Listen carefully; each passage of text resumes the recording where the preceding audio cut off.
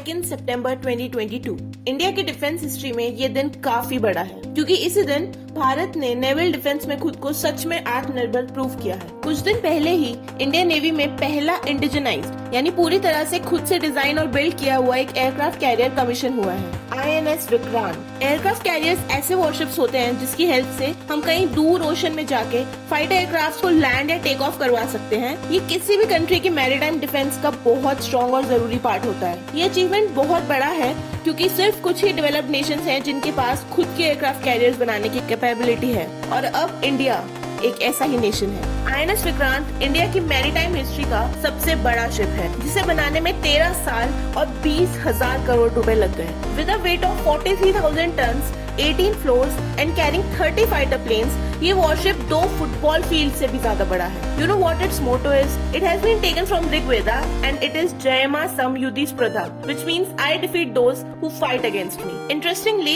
इस इंडिजनाइज्ड एयरक्राफ्ट का नाम INS विक्रांत इंडिया के फर्स्ट कमीशन एयरक्राफ्ट कैरियर के नाम पे रखा गया था। बट वो इंडिजनाइज नहीं बल्कि ब्रिटिशर्स से खरीदा गया एक एयरक्राफ्ट कैरियर था, which served as backbone of maritime security from 1961 to 1997 and played a huge role in 1971 Indo-Pak War. But उसके बाद उस एयरक्राफ्ट को डीकमीशन करके म्यूजियम शिप में कन्वर्ट कर दिया था और नवंबर 2014 में स्क्रैप ऑफ कर दिया था। 2022 में भारत का INS विक्रांत वापस आ गया है और इसी के साथ इंडिया के पास अब 2 ऑपरेशनल एयरक्राफ्ट कैरियर्स हैं, INS विक्रांत और INS Vikramaditya, one for the Arabian Sea and one for the Bay of Bengal. Being an integral part of naval defense, aircraft carriers इसलिए भी जरूरी है क्योंकि चाइना इंडियन ओशन रीजन में नेबरिंग कंट्रीज का use करके इंडिया के बहुत क्लोज आने की कोशिश करता रहता है। जैसे अभी रिसेंटली ही चाइना ने श्रीलंका के हम्बनटोटा पोर्ट में एक बहुत एडवांस शिप को डॉक किया हुआ था। ऑल्सो चाइना भी अपना 3rd एयरक्राफ्ट कैरियर डेवलप कर रहा है to have more control over that region. ऐसे में INS विक्रांत दूर समुद्र में हमें एक स्ट्रॉन्ग मिलिट्री एयरबेस प्रोवाइड करेगा